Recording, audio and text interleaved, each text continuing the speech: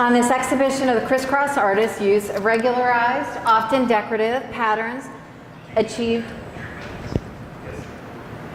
powerful visual effects.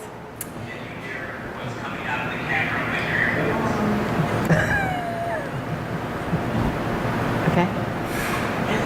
Thank you to David Eichholz, owner of the David Richard Gallery here and in Santa Fe, and organizer of this event in conjunction with the exhibition Systemic Pattern Painting, Artists of the Criss-Cross Cooperative, on view until October 7th, 2018.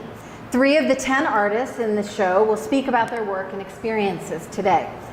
We really want to hear from you and your thoughts and questions on the artist's work. Please let me query the artists a bit and maybe them of each other, and then we'll ask for your contributions to the dialogue. I'll also ask each of them to make a short statement as well. After the conclusions, you will also be able to speak with us individually. Feel free to come up. Oh, wow. Let me give you a little background on the historical linkages between Gloria Klein, D. Shapiro, and Mario Yrisarry. Starting in 1974 in Boulder, Colorado, the Criss-Cross Cooperative evolved out of the earlier Southern Colorado-based collaborative group Drop City. Inspired by Buckminster Fuller's ideas, the artists there produced residential dome structures, which generated patterns and structures in Criss-Cross art. And if you haven't seen the documentary Drop City, I encourage you to watch it if you have access to New York Public Library's Canopy streaming service. It's available there. Criss-Cross art related to Drop City art, which was similar abstract art produced using mathematical and geometric systems. Criss-Cross also connects to pattern and decoration, or P&D as it was also known, a larger group of artists who combine patterns from other cultures and sources, including non-Western art and women's work. The group expanded, included more members, as well as satellite locations in New York City and LA. One of the main aspects of the group was the publication of the Criss-Cross art communications from 1974 to 1980. And Gloria will, at a certain point later, read a little excerpt from an interview published in it. And that appeared from 1974 to 1980. And the group also curated exhibitions of their work. Yet Criss-Cross remains little understood, perhaps because it lacked a critical champion. All 3 of these artists' careers intersected with pattern and decoration, which in contrast to Criss-Cross had a critical advocate and numerous museum and gallery exhibitions. Among others, P&D had Amy Golden, an art historian and critic, who wrote extensively on pattern decoration and became their proponent.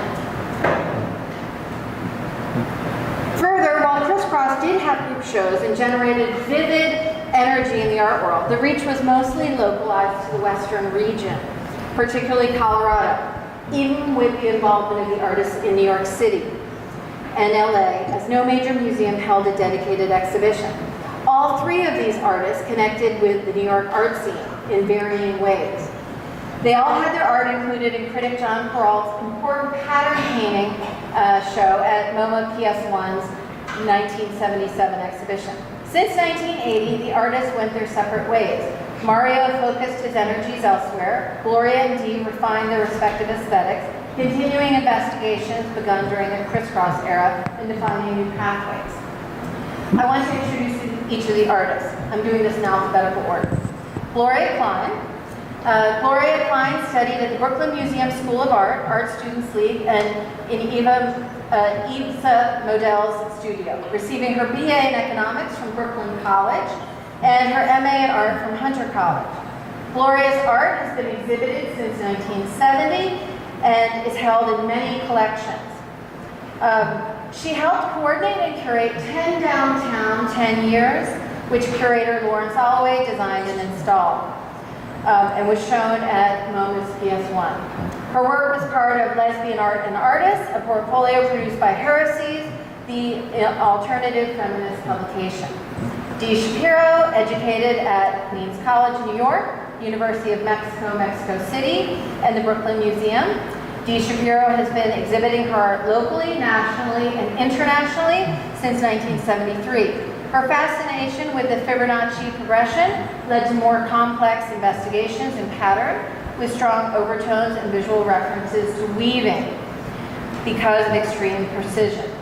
Her professional activities include writing, teaching, and lecturing, as well as involvement in women's artist groups. Her art is held in many important public and private collections. Mario Yrisarry, after studying at Queens College as well, and Cooper Union, Mario Yrisarry quickly became a part of the burgeoning post-war American art world so entranced with abstraction. He showed his work with March Gallery, one of the 10th Street galleries, and later exhibited at Graham Gallery and Park Place Gallery and O.K. Harris Gallery. He relied on many non-traditional modes of painting. His work has been the subject of many exhibitions since the mid-1950s and is also held in many public and private collections. I'd like to ask each of the artists to make a brief statement about why pattern painting was or is important to you as an artist. So I'd like to turn to Dee, since she's right here, and ask her to begin the process. Well, I started actually when I was around 5 years old, when my mother taught me how to knit. And knitting involved counting numbers and pattern, and somehow subliminally that kept me going for years. But my early work really was just black and white on paper with numbers and strokes looking like Harris tweed. I filled a full roll of paper, of photographic paper with that Harris tweed print. And then I decided I was going to follow through with some color. And along with my mathematical interests, the Fibonacci system sort of came to my attention. And I think one of the major installations that I did was color coding the system. I measured 2 rooms in a gallery on Madison Avenue, and I decided that 5 inches, because 5 is a number in the progression, was going to be the width of this band that went around the 2 rooms in the gallery. And so I color-coded 110 feet worth of Fibonacci numbers that went around these 2 rooms, and found that there were patterns that developed that were not regular but irregular, because the system is infinite and varied. So I had this amazing response to the extension of the Fibonacci numbers, and one of the panels is at the Guggenheim. And from there, I decided that texture was something that I was interested in, back to the knitting, the weaving, cultures that also, traditional cultures that had pattern throughout their history. I kind of looked through that. And I also was very focused on geometry in the work. I saw the Frank Stella series, the Protractor series, and that kind of knocked me out. And I began very much involved with color and texture. And so somebody asked me how I came across the pastry tube, but maybe I was decorating my kid's cake. But somehow I was able to translate that and transfer it to paint tubes, and the result was a number of these textured paintings over a period of time. The thing is that I am not persistent. When I feel that I've gone through a body of work, I'm on to something else, related but a little bit different. So I may be a bit of a maverick in this group who have consistently stayed with the systemic work. And so now my work is involved with pattern and with not the rules that are involved in the systemic, but they are more intuitive, and I use collage, but it's still very much involved with creating my own patterns, using patterns from other cultures, and patterns that were also part of the culture that we live in now. That's it. Thank you, Dee. Gloria? Yes. You wanted to read something from the... Yeah, I was thinking of it, but first I would like to Sure. maybe just speak.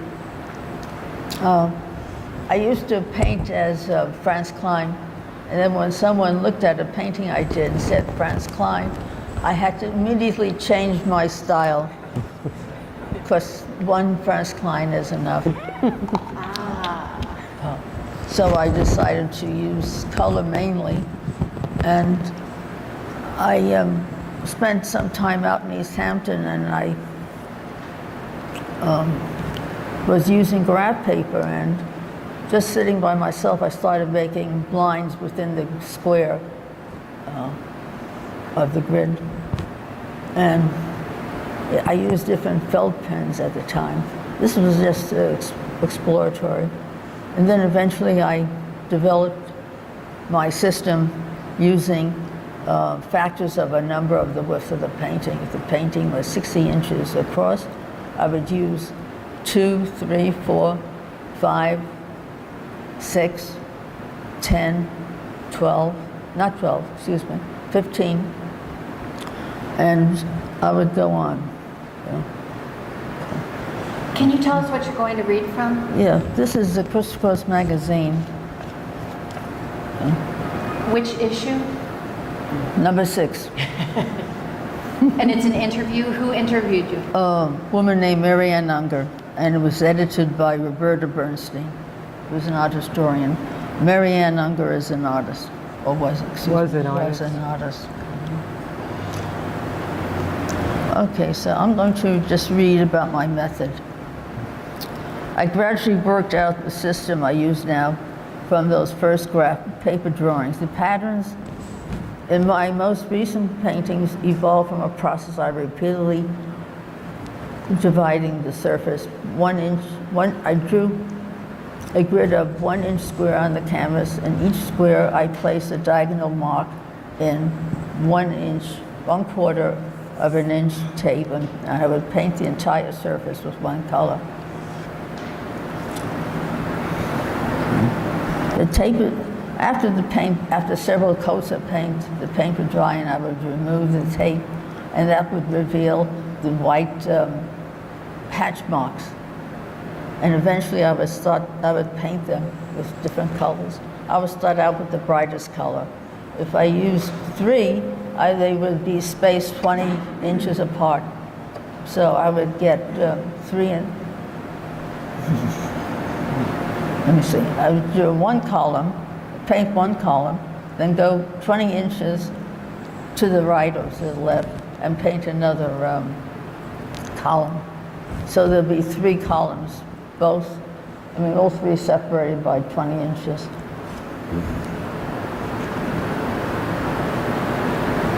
I started off determining the placement of colors using factors based on the size of the canvas. For a 60-inch width canvas, I would use the factors that I mentioned before. They were 5, 12, 10, 12, 15, 20, and 30 to set up special relationships. The brightest colors I put on first and spaced furthest apart. So red, well, the painting up front would have yellow in the window.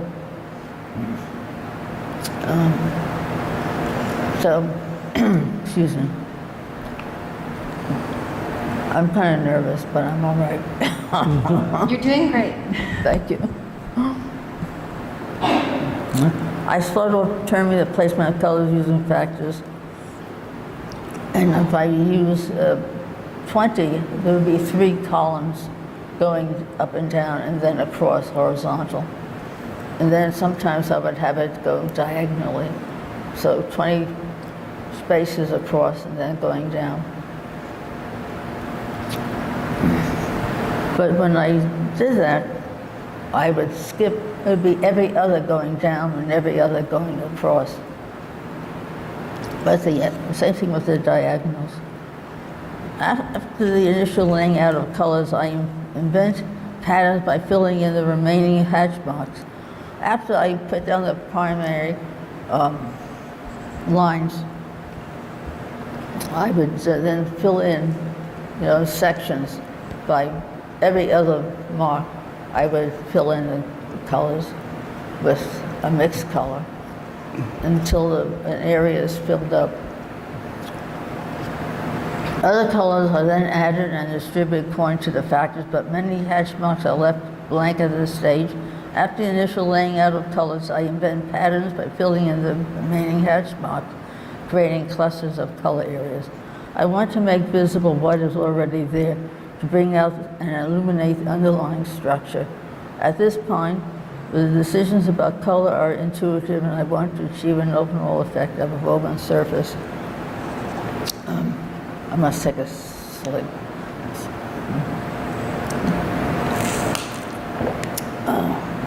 That's good. The resulting effect is weaving. So I don't use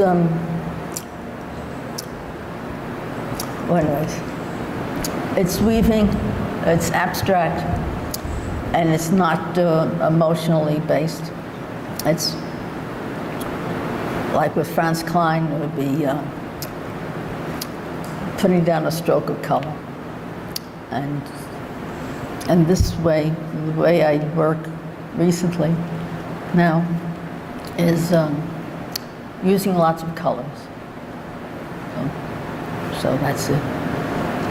Thank you. You're welcome. Thank you. Mario? I'm at a loss as to how I found myself painting patterns. Because without my leading, I always followed the work. I was always listening to cues coming from the work, and I had to go all. I actually was stopped by a terrific teacher who told me that, I was ripping off what had been done before.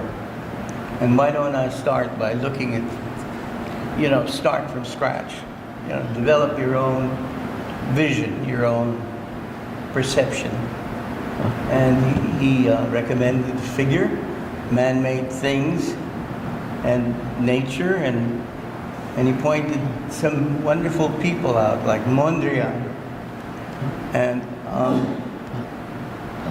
I believed him. He was such a terrific artist. Who is the artist, just so everyone Charles knows? Kajori. He's not well known, but he's right up there with the best, as far as I'm concerned. He spent most of his time drawing. I think he loved to draw so much. I think there was a competition between drawing and painting in his case.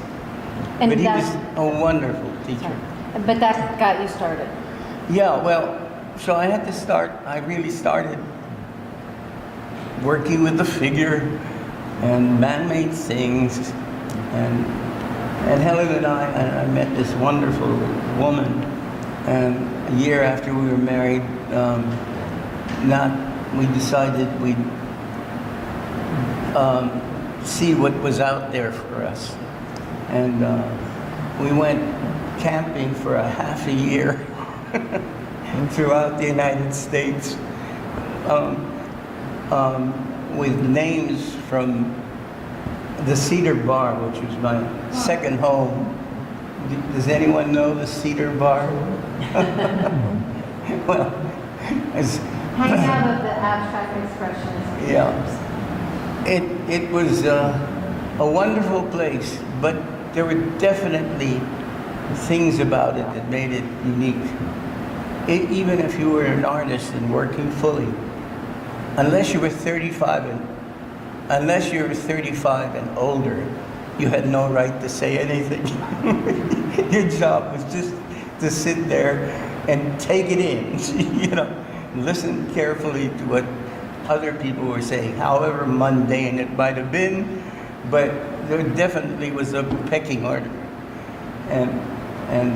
But on the trip, I ended up doing landscapes. I'm as much an inventor as I am a painter. So I invented this wonderful portable table. I took a drawing board, the board that every art store sells for drafting, and I put a flange on it. Women may not be, well, some of you may not be familiar with plumbing. A flange is what attaches to a flat surface, and you can screw in a pipe. And that was my easel. I pounded that into, I got it worked superbly, very, very efficiently, very cheap. Anyway, so I was painting landscapes, which is what Kajori told me to do. You know, you see something, stop and try it, take a shot at it. And little by little, it really evolved. I was, I guess, living out the development of painting itself, from the figure right up to abstractions. Of course, it got, when we got back from this marvelous trip, I started working in the studio and painting. My painting at that point had arrived at a legitimate abstract expressionist knowledge of the relationship with reality, you know. But I was beginning to see that abstract expressionism was sort of running out of gas, and I felt that I wanted more. And one day I was walking in the streets and I found a piece of rubber that had been torn from a runner in some business, and I looked at it, and it was I loved the shape, and I decided I'd start from zero, and just out of nowhere, having no plan. I'm a lot like that. I'm not programmatic. I just follow my hunches. Some work and some don't. Anyway, I ended up painting. So we were with the decline of abstract expressionism. This is interesting. You know? Many of us were looking for other ways of doing things. You know, other ways of painting, other ways of constructing, other ways of thinking entirely, including dance. You know, Lucinda Child's not giving a damn about content. You know, just dance is just pure dance. You know, and so that's how that led to minimalism in many cases. You know, I just started painting this piece of rubber and smashing it onto a paper and working with it, masking parts of it. Anyway, it became an investigation of how I can use this shape, take my form and my content, as it were, in my line, from the lines of this scrap of rubber, and pieces that, on paper that didn't work out, I'd tear them up and I'd make collages of these with these colors. Oh yeah, I also didn't like the color wheels that were available to us.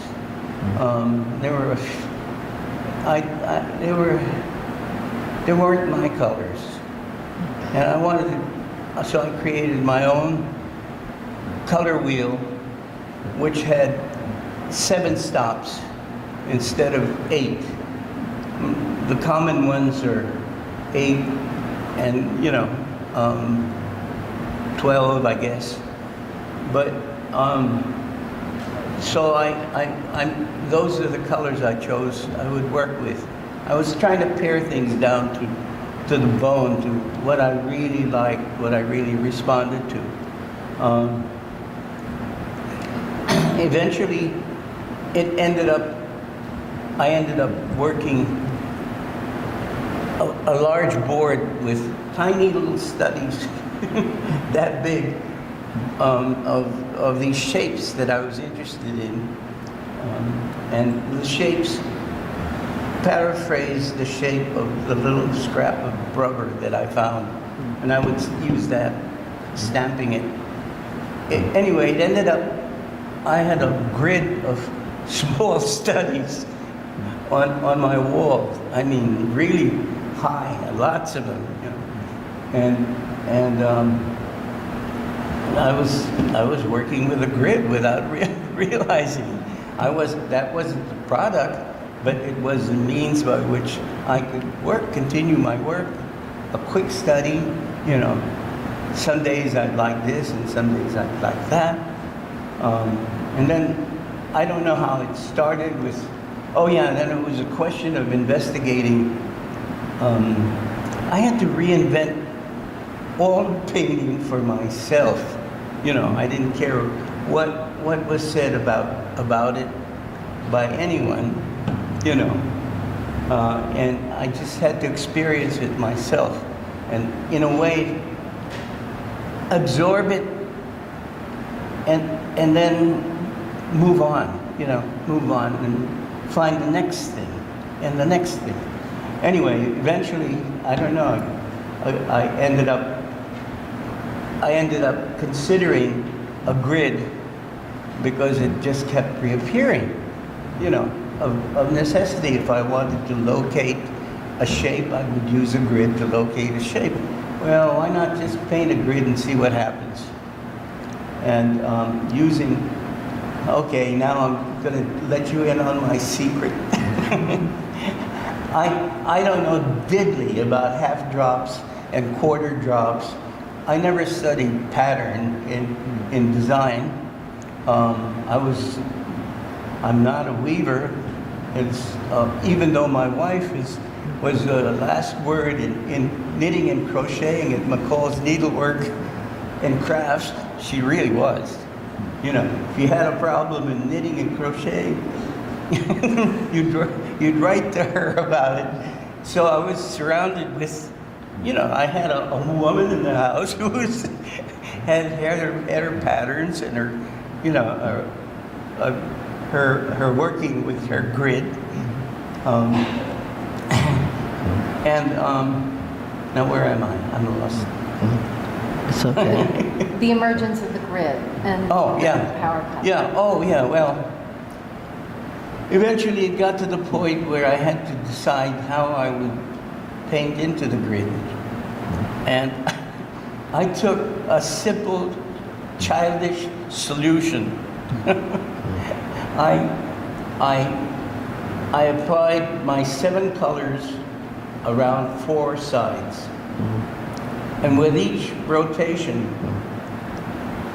the color would be moved to the next station until eventually I entered with this grid, I entered the painting until theoretically it ended in the center where it could have continued in an impossible space on the other side. It was simple and it worked. It gave me all the method and the procedure I needed. I did say I was an inventor, so this was an invention. The color wheel was my invention. I had to create things that permitted me to have full control of the canvas. So I was visited by the people who were responsible for Criss-Cross, and I showed them a means by which I could paint a 9 by 9 foot painting in full control. Because when you're using an airbrush, and you know, the airbrush does not give a damn. It just does what it's made to do. It can continue to shoot out paint. So I had to have, I couldn't paint here, I couldn't paint there. It had to be directly in front so I could have control of it. These are problems I adored. I love problem solving, you know, because an inventor does. Finds another way of doing something. And I had full control of a 9 by 9 foot painting with a very simple device. I used the skylight in my studio so that I could shelve the paintings up the skylight. The skylights were about 4 or 5 feet deep. And altogether I could raise my largest paintings to the point where I was always at an optimum height, and I had to be able to move in full control, almost like a Zen-like attitude. In fact, the painting in the front is the result of my starting and stopping each line that constituted a square at the right time. I had to be in control of the start. I couldn't just blast out. And I had to stop just at the right point so I would be left with a line furnished by the linen that wasn't covered. And then it led to other challenges. We learned how to write using the Palmer method. Mm-hmm. Okay, so I decided that was a nice shape to draw with, and to control. I could control that. My work involves being able to control each individual square with something, and I used it to control this line without drawing it beforehand. I mean, al primo, you know, right off the bat, start right in, and many shapes. I could zigzag it. Any number of exercises that demanded full control of something that could not be erased, could not be covered. I want to just ask one more question of all of you, and then I want to turn to the audience so that they have questions. I want to ask each of you to speak to the question of what's the relationship between intuition and logical thinking in your work, or cognition in your work. If you could just speak to that briefly, because I do want to get to the audience and their questions. If you can speak to that at all, just briefly. What would you say the relationship is? I think there is a relationship. For me, even though my work is on a grid and it has a formality, the selection of color is intuitive in a way. And the work I'm doing now is much more intuitive. I drip or pour ink and paint onto the canvas, so that is totally out of control, and then work through it and around it and in it with more controlled pattern work. I agree with what Dee said, because that's how I work. I have my number system to figure out the hatch marks, but when it comes to colors, it's very intuitive. And my father taught me about color, and he gave me tests. So I think I know my colors. And that's it. They both go together. Color intuitive for you, Mario? Or is there another aspect that's more intuitive? I really don't know how I work. Maybe for you, the reflection allows you to see what you've done. Maybe for you, your work emerges, and then you reflect back on what you've done. Oh yeah, oh definitely. I mean, it definitely is I don't recognize it, but it's a steady and unstoppable evolutions. This leads to that, and that leads to that, you know, little by little. And if it works, then I keep it. If it doesn't work, I destroy it. I think that the result of the work that's involved with this systemic painting is that the completed process is a surprise. You never really can anticipate what it's going to look like until it's done. And that there's something very exciting about working through that, and then suddenly there it is, and how did that happen? Well, something that I think is very interesting is that I always want to remind everyone, this is analog. This is the mark making that we're looking at. This is gestural. And so I invite everyone, before you leave, to really look at the surface of these canvases and the sculptures themselves, because this is an interaction between the artist and the object. And so this is really about the artist meeting with the canvas itself. And even if you're working with mechanical means. I'd like to add to that. As far as I'm concerned, it's the only way you know that the painting has arrived at full growth. You cannot go any further. And the painting itself dictates that, you know. It does in a strange way, and say, okay, you're, you know. The painting's in charge. Well, I hear voices. On that note, I'd like to turn to the audience. Does anyone have any questions? Yes, right here first, and then. Mira, you had said... Gloria. I'm sorry. No? Well, you had said that your paintings are not emotionally based. I'm going to just repeat the question. So you had mentioned that your paintings are not emotionally based, which I find very intriguing. What do you mean by that? And does that One second. does that apply to all of you? Does it not feel like an emotional response to the canvas, or is it more of a mechanical response? You said your paintings are not emotionally based. Does that apply to all of your canvases? To all of the artists. Does that apply to all of the artists? And what does that exactly mean? And what does that exactly mean? So Gloria first, Well- and then the other. Thing is, I would put the hatch marks on the canvas first, then I'd use a background color, and the background color would determine the other colors. And then intuition comes into about what colors to put, how much of it, and where. So it's more of a dialogue between what has to go on the canvas and what has to not go on at that time for that number. So it's very emotional. Not emotional, but there's, well, whatever.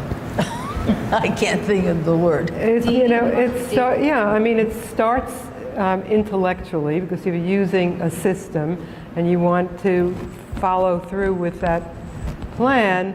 But in the process of doing it, you are involved emotionally in the work. You know, you're feeling, for me, it's, you know, the texture and how that feels, how that looks, how that dries, and there is emotion on that level. But intellectually, you are making certain choices that are sort of preordained for the work, and then you get into it.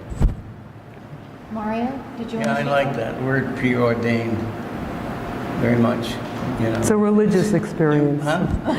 The what? It's a religious experience. Well, it's probably the only religion I do listen to. But yeah, a great deal is dictated by where you're at in your work, and that's going to determine, you know, how you work, and probably even just the next things to come from that work. In fact, very close to, I nearly destroyed paintings that were adored by others. Eventually, I destroyed other paintings that were really even better than that. Okay, moving right along. Okay. And then here. why all of you are using acrylic? Is it because of the fast drying quality? Why are you all using acrylic? Is it because of the fast drying quality? Fast drying, and also it doesn't smell as bad as oil. But I And then actually, it's, go I'm ahead. sorry. Okay. And then it's dirty. And I don't like the texture of oil. And then you have to use turpentine or some other material. And it just is messy. And acrylic allows you to work faster. So when you're getting in the mood with a color, you're able to go faster and apply it and keep working. It really doesn't permit you to stop. You can keep going on and on. So that's it. Oh, people don't realize it, but acrylics are very young. They've only developed recently. And one of the many things to get away from abstract expressionism, and I'm not, in no way am I putting it down. I love abstract expressionism, but we had to grow past that. I mean, it was a need to say something else or to do something else. But anyway, acrylics turned up, and you're right, they dry very quickly. They're stable, as far as we know, and it was a way of another way of getting away from oil painting, and it's dictates, you know, because I love painting with oil, but you really had to allow for drying time as to whether you can go and paint on top of that thing, you know, or not.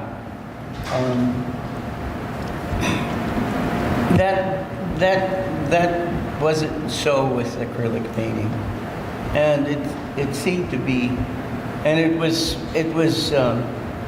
wasn't expensive, you know, and actually, even though I didn't profit very much, it was very frugal also.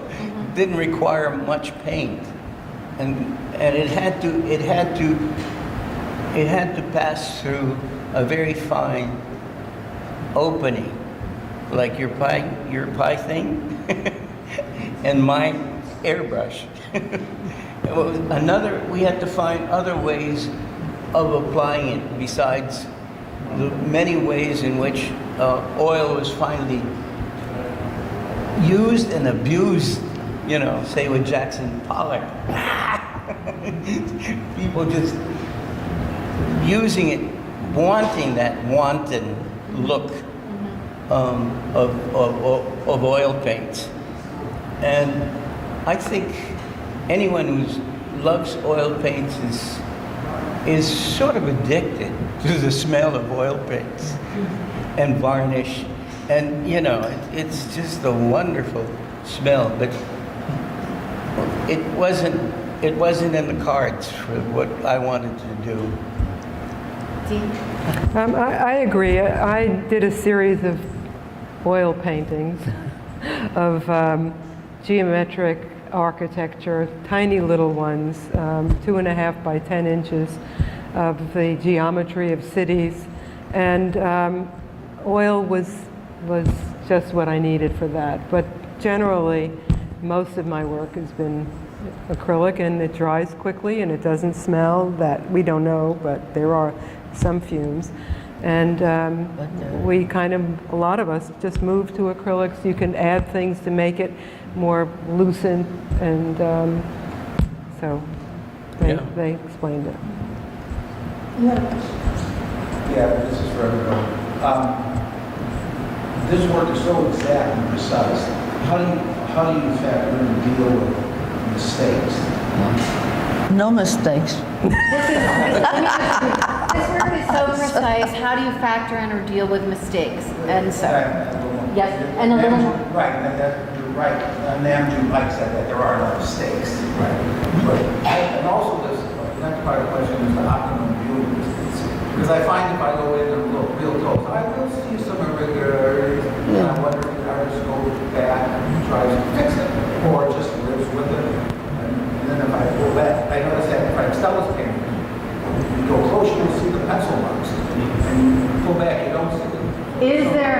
So how do you handle mistakes, and is there an optimal viewing distance? Well, if I make mistakes, after I finish painting, I go back and I check inch by inch or maybe foot by foot, see if there's any overrun of a paint. Because when I put hatch marks on, I put matte medium, a medium that sealed the tape to the canvas. And then when I put the background color on, I would use rollers because it would go much faster. And it would dry, and then I would put other layers. When it's dry, then I was able to take the tape off. And then when I wanted to paint it, I put tape around the hatch mark. And then I would fill it with polymer, matte. And then I would paint in. And if it ran, then I would touch it up. I tried as much as possible to clean it.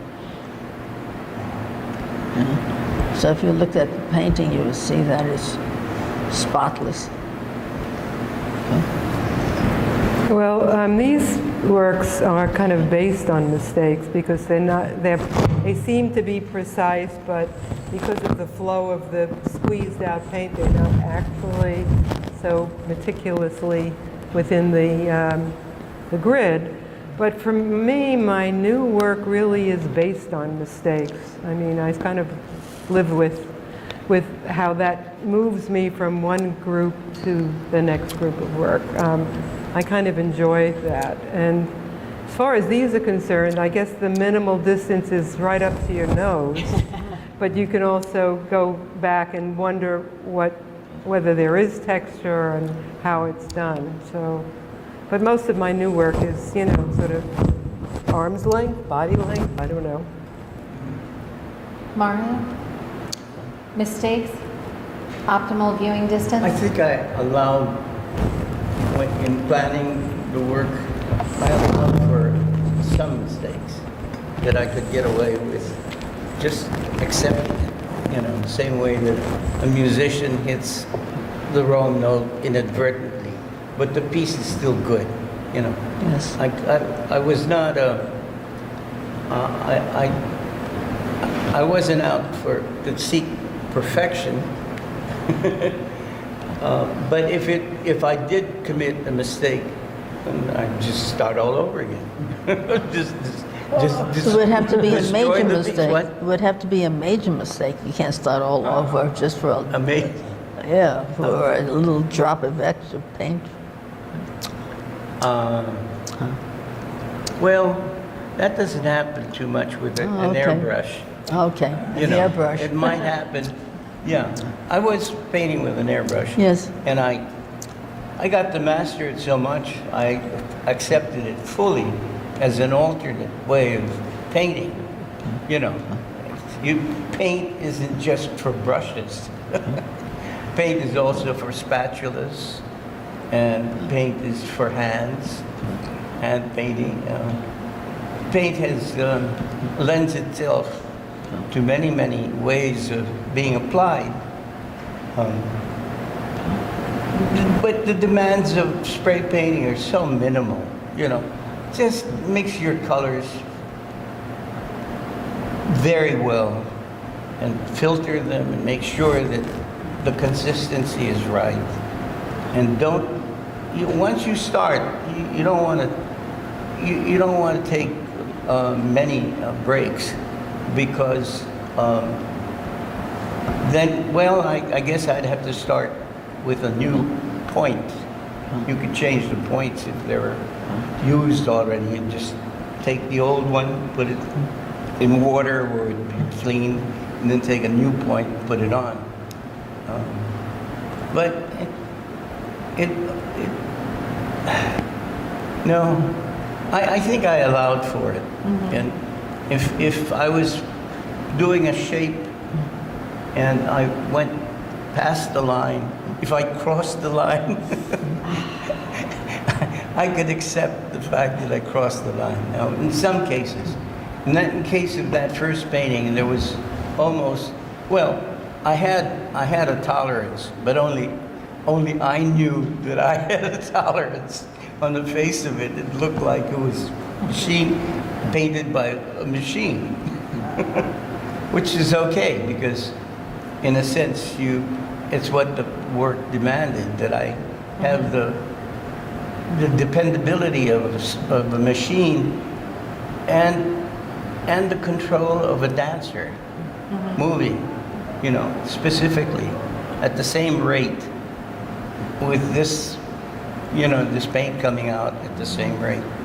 So I loved that about it. I mean, it was, I'd come out pretty high sometimes from the concentration, Yeah, that's altered state. One last question, anyone? Well, yeah. Talking about the distance from the painting, seems like the brain interprets what it sees in a different way depending on how far you are from the painting. If you're close, you see it one way.